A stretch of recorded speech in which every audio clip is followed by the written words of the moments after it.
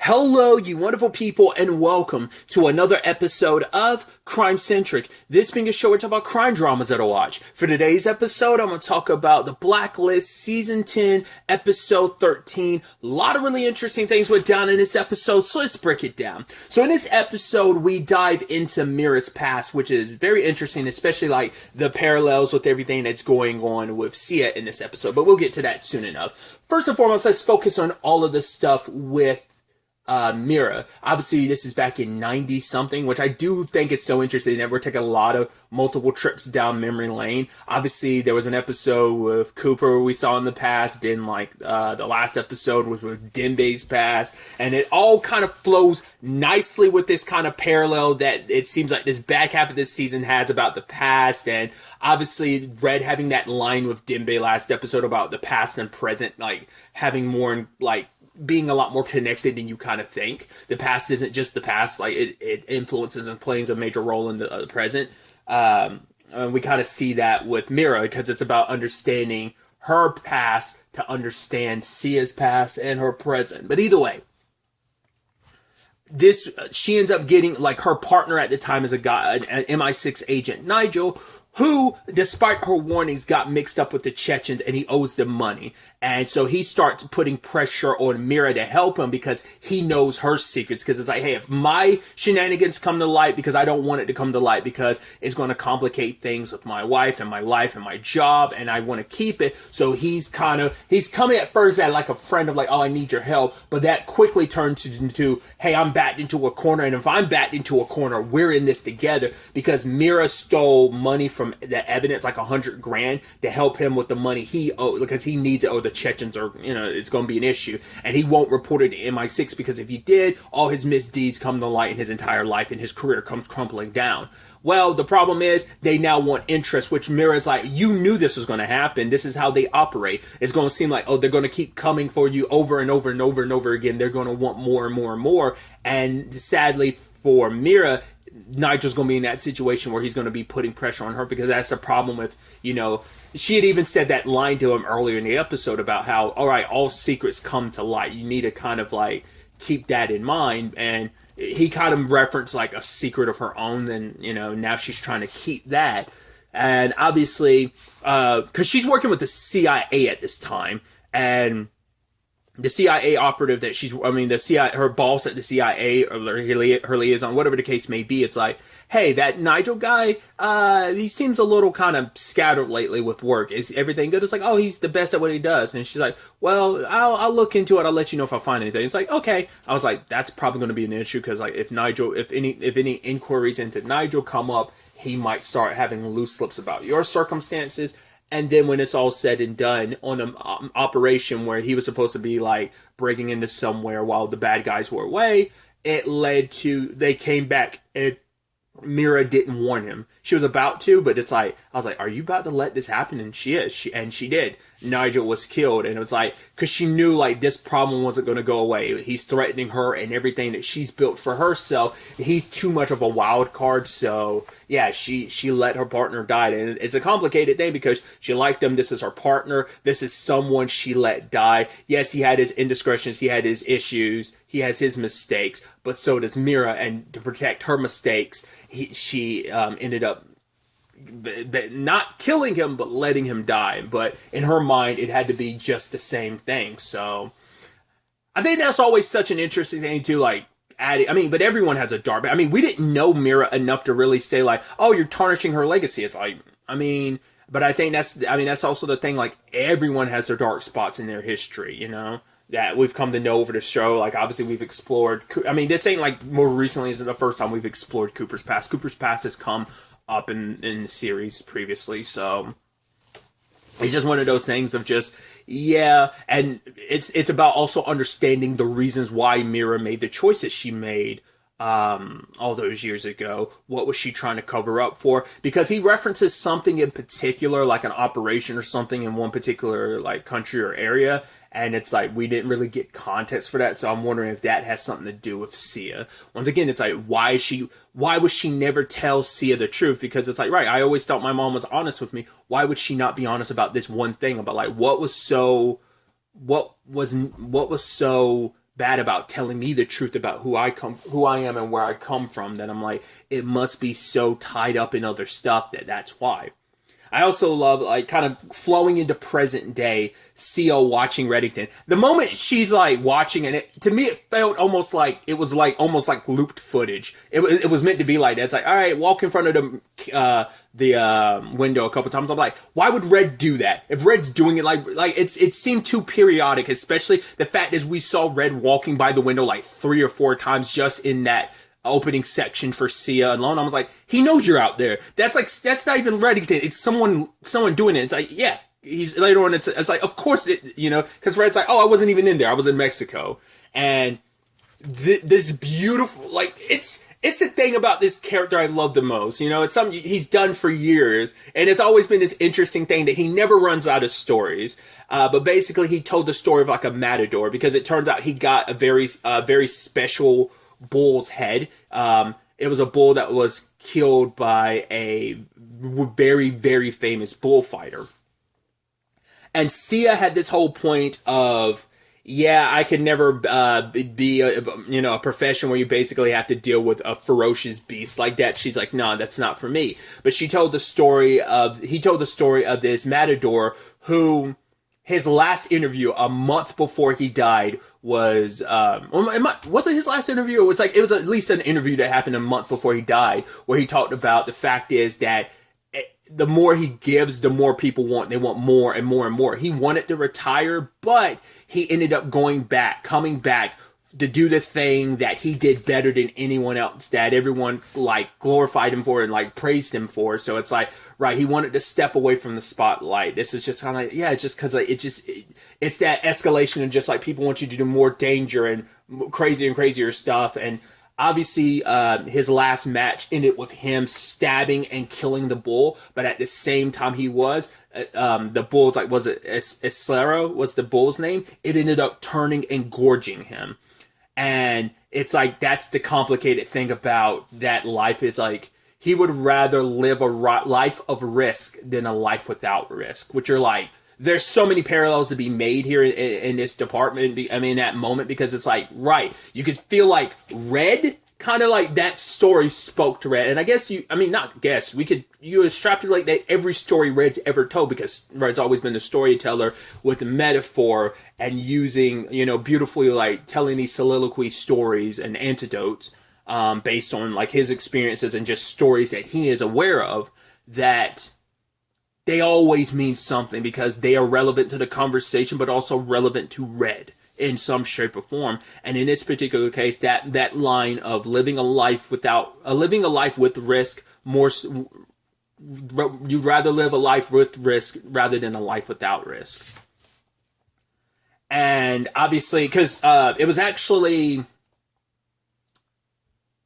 Herbie that suggested she talk to Red about it, which we know Red has actually helped and also complicated people's lives when they've helped him. Like, obviously he helped out Cynthia, but that complicated things for her. Helped out Agent Park, that complicated things. Helped out Wrestler, that's complicated. So it's like, once again, it's like dealing with Red is like dealing with the devil. It's also going to be kind of like a monkey's paw type of situation. You'll get what you wish for, but there's going to be some stipulations, and there's always going to be a double-edged sword to it type of thing. So that's why Wrestler was like, yeah, never be in Reddington's debt. But Herbie's like, yeah, anytime I've ever asked him and needed help from him, he was always there for me. So he is someone that can help you if you have questions about your mom. Which obviously is like, right, he's deep dived into Mira the moment she started working at the task force. He also did the same thing for Sia. So he knows about her situation. And she's like, right, my mom wasn't my biological mom. And then Red talks about like, right, but why? Essentially, like Herbie said, why rock the boat? Your mom loved you, and that isn't denied. Like, you know your mom loved you, so why worry about details like that? And I didn't even think about this last episode, the parallels of Red. Like I said, like Red's been on a very nostalgic kick this recently, especially this episode too, but especially last episode, because I think that's one of like Reddington's regrets, that he owes Dembe his life, but he even said last episode, it's like, like back in Marseille, like you didn't have to be there, right? I would have understood. And Dembe was like, yeah, I know. And I know now. And I think I even knew then, but I think it's because Red realized, like, right, what he ended up costing Dembe that night. It's like, right, you have your daughter and your granddaughter, but you're not in their lives as much as you want. But also, Red knows a thing or two about lost love and how special and how beautiful that is, especially considering, like, he's always known that Dembe always loved Isa, and that never disappeared. And I was kind of a wrench in the cog that could have been the life that they could have led together, but things didn't work out that way. So I think Red has regrets on that front. But also, once again, it's just like the love situation. It's like, yeah, that's a conversation where Red knows the importance of love. And so now there's also this situation where it's like the conversation of, hey, your mom loved you. Nothing else should kind of matter, especially later on when he told Sia this story. Well, they were referencing Tennyson, how it was Mira's favorite, and that basically saying that Mira shared some darkness with Tennyson, trying to, like, you know, in a world that's all far too cruel, having a child in it, being able to see the world in a way that no one else can, finding the light in the darkness, which speaks volumes to Reddington, but also speaks volumes about the line of business that they are in, and just kind of seeing the ugliness and the true cruelty of this world, but not everyone else is privy to that, and kind of shooting people from that world. And arguably Sia's kind of stepped deep into that in the intelligence world, but not to the capacity her mother did, and not until, like, she really joined this task force that really kind of got to see some of that. But my point on this whole diatribe, I mean, it's not even really a diatribe, it's just, well, yeah, is that Reddington, the Red's circumstances with Liz, there are so many direct parallels. So that's why this is actually important to him. Like, that's why he was also saying, like, right, that love is important, you know, because, like, it doesn't change the fact is, no matter what the circumstances may have been, you know, that your mom kept secrets from you, because what did Red do? Red kept so many secrets from Liz. But there's also this parallel, like, right, Sia can never get any answers. There's this, hopefully the story doesn't play out the way it did for Liz. Like, I think I said this at the time, but I don't know. If I did, I'll just reiterate it here. Liz was, skirting her way towards the truth by the end. And it's not until the very, very end, her dying breaths, the final synapses, like, you know, going off in her head, that she figured it out by the end. She figured out Red's secrets, all this truth about her mother. And I think, and I hope, and I believe that Red saw it in her eyes. He finally saw in her, as the light's kind of fading from her eyes, that he saw it. He saw her figure out the truth, that she died knowing for a fact. No, because we do know that she knew, because we find out that I think Dembe, like, gave her something. So she knew by the end, that's why she hesitated. Like, I forgot about that element. So it's like but Red didn't know that at the time. Red found out in season 9, but at that time, Red was like, Red wanted her to know when Red was gone, not beforehand, because that would have, like, but that's why she hesitated to pull the trigger when it came to Red, because she did know the truth. I was like, right. But it's in that moment Red realized that she knew. And now, like, Sia's in this opposite situation where her mom's already gone and she can never get the truth from her mom. That's why she's kind of going to Red for help. So, Red and her go on this world tour. It's like, hey, we're going to go some places. You might not want to have your, like, government-issued firearm with you, because you might end up having to fire it and you don't want to have to explain things. So I'll hold on to that for you. All right, you know, here's your choice of weapons. It's like, cool. So I'm about to go in here. Anyone that comes out, shoot them. And she's like, I'm not going to do that. He's like, all right, just stay alive. Look alive, Sia. So went in there, got a saber for someone. It's like, come on. The guy started shooting at them. And it's like, right, so you went in there for a sword. He's like, not a sword, a saber. I thought this was going to be connected to the Matador story, but it's like, no, it's unrelated. But it's like, yeah, this sword, I let it stay with this person for a while. It's about time I got it back. That's why I was like, dude, what are you doing? Like I said, you're going down a nostalgia trip, especially because he met with, like, oh God, I forgot her name, but she's the she's the person that looks after a lot of the like historical art and like stuff that Red has. Like she enjoys it and loves the job. And even she's like, but why are you having me bring this all out? Like, is something going on in your world? He's like, always something and nothing always, you know? And so he ended up giving her like this very like ancient poem from like the BC era. And she's like, I will cherish it. I will love it like every day, like once a day, twice a day. He's like, I know you will. You know, she's like, oh, I need one of my gummies to calm myself down.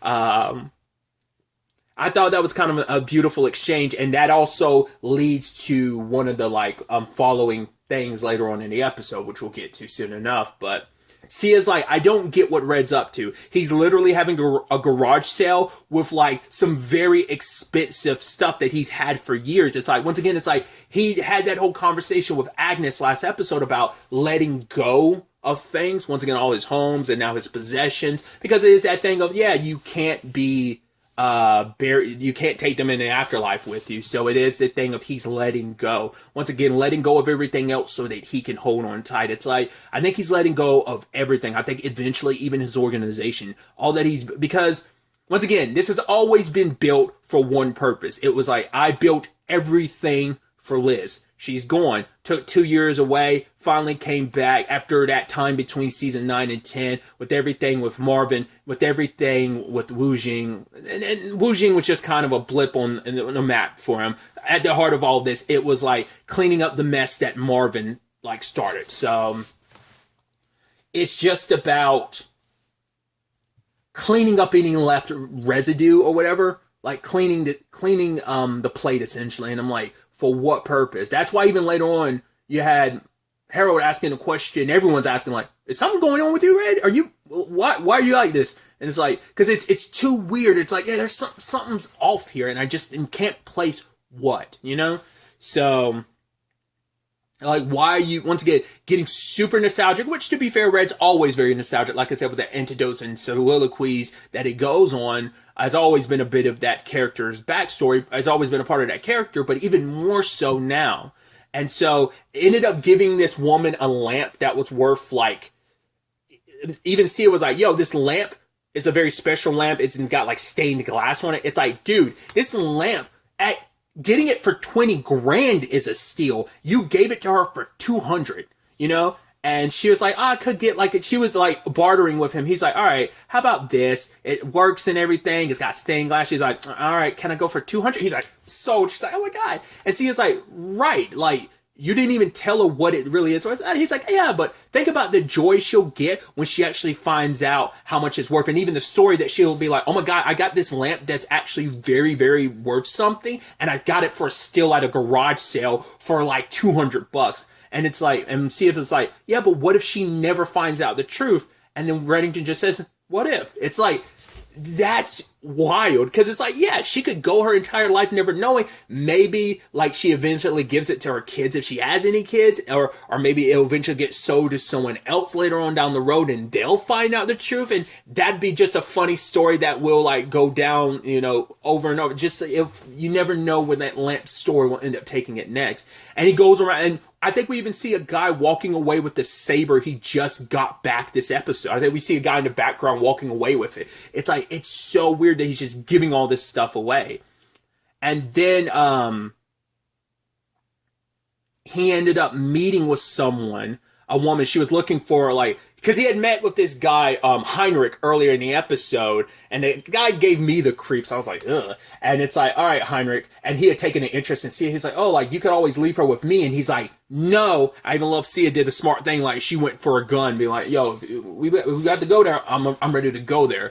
But yeah, Reddington was like, no, we're not going to do that. It's one of those people where I think, like Red's like, I hate you. You're a means to an end, but if need be, you're someone I'm not afraid to put on the blacklist, because it's a name that Herbie wasn't familiar with, but like we do know Heinrich's name now, so I'm like, could be someone later on the blacklist or something that the task force comes after. But it's like, I need you for now to do what I'm doing right now. But at the end of the day, when it's all said and done, I'll probably sick the task force. I'll point the task. I was about to say sick the task force on you, but it's like, I'll point the task force in your direction one day maybe. But either way, they exchange something, and I love that he's like, Heinrich, I'm going to get Freddy to come by in an hour to get that dog because that dog deserves a home. If you and that dog are not here in an hour when Freddy gets here, Freddy's going to have a sit down with your mom. And now you know that Freddy is like the baddest person in the world or whatever, and you don't want him to be lose like, so please don't let Freddy lose his patience. He's like, you won't even have to worry about that with me, but my mother. And then like Reddington just gives him a look like. Now, I don't know if that was Heinrich implying like, hey, if Freddy loses his patience around my mom and accidentally kills her, it felt like that. Or he might have just been like, oh, you won't have to worry about me, but my mom is someone that's irritating enough that home dude might lose his patience around my mom. But just Reddington's just kind of like sighing, like shaking of his head. Yeah, because even Red was like, yeah, that horrible mother of yours. So it's like, oh, so it's not just Heinrich that's garbage. It seems like his mom is too. But like I said, I don't know if I was reading too much of that. Either way, what he got from Heinrich was a very special stamp, which there's very few of. He gives it to this woman named Kathleen. Kathleen turns out to be Nigel's wife. You're like, okay, so the threads are coming together in that regard. So later on, Reddington gives Sia the check. That it's like, oh, like he gave it to her, like that woman got the stamp. She's like, oh, let me take a photo. He's like, no. This means so much to you. So here, you can have it. How about for a fraction of a fraction? How about $2,000? And it's like, the last time this thing came up, it was worth like what was it? Like maybe thousands, like tens of thousands, like more than that or something like that. He's like, yeah, it's yours. Cause obviously you would appreciate it more. And he eventually gives that check to C, and it's like, right. If you are determined to go down this route, let this be kind of your starting point about diving into your mom's past as well as your beginnings. And it's like, right, who's Kathleen Sutton? And it's like, right. So that's going to be something we're going to dive into going forward. I also love that he gave Agnes the first ever ball I think that Pele played with. I wonder did they write that specifically just because obviously, it's not recently, it's been a little, wasn't it like a couple months ago Pele passed? I believe that was this year, right? Time, right? I know it's a construct, but still it just like, it's so elusive sometimes, you kind of like stuff blurs together, but I want to say that was like a couple months ago Pele passed. So I wonder did they write that specifically for that? But he also gave Harold like this like blueprint, like original blueprints of like some naval ships from like what the 1700s or something like that, late 1700s, early 1800s, something like that. And I love that Harold was like, "Are you okay? Is something going on?" And Red's like, "You don't like it?" And he's like, "No, I do like it, but this is weird. Sia's told me about your little world tour and stuff like that." And it's like, interesting. And he tells Sia, like, right, keep looking after Reddington, but also doesn't mean you have to follow him behind every door because not everything's super kosher when it comes to Red. Just keep an eye on him. Like, there's got to be something going on because he's talking to Red about, like, yeah, we're going to need some more blacklisters soon. It's like, don't worry, we'll get to that soon enough. It's just like, enjoy the rest while you can. And it's like I said, I think Red's getting ready for, coinciding with the series finale, Red's getting prepared for his magnum opus, so what that ends up being, how that all plays out, we'll ultimately have to wait and see. And then finally, like the other continuing storyline is the whole situation with Arthur, who continues to deep dive into this whole Task Force 836 situation, but getting blocked at every turn. Pennebaker is avoiding him like crazy. Anyone else he's trying to meet with, it's like, yeah, they don't really have any openings. So he found, what was the guy's, I forgot what his position is. Isn't he a senator?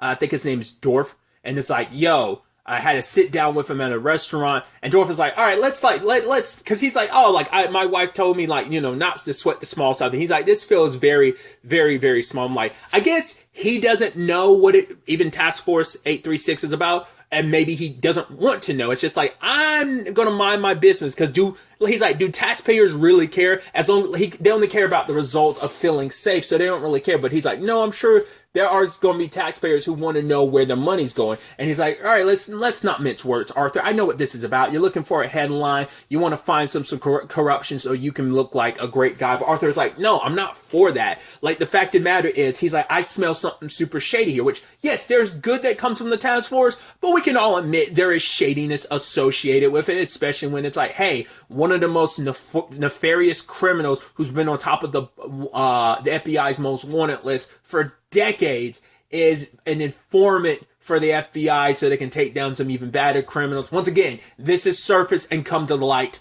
a few times, but it has never stuck around. And I still feel like this could circle back around with this whole Arthur situation.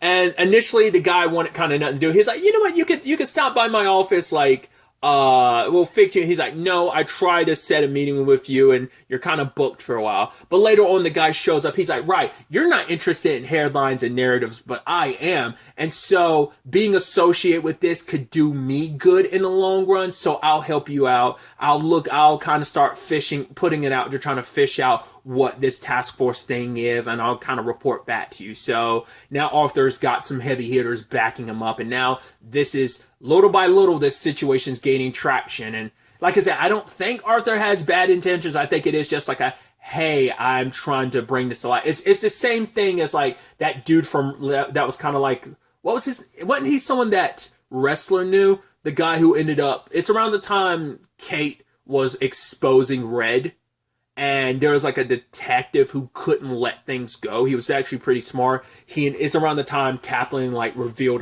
like where a lot of the bodies were buried.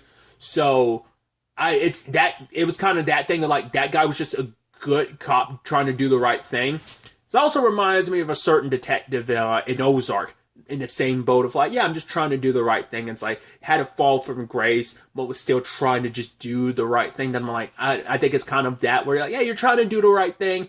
Maybe there is some deeper selfish motivations behind it, but we don't fully know yet. But we'll see what that ends up turning into. Because like I said, like the moment they introduced that last episode, or was it the episode before last?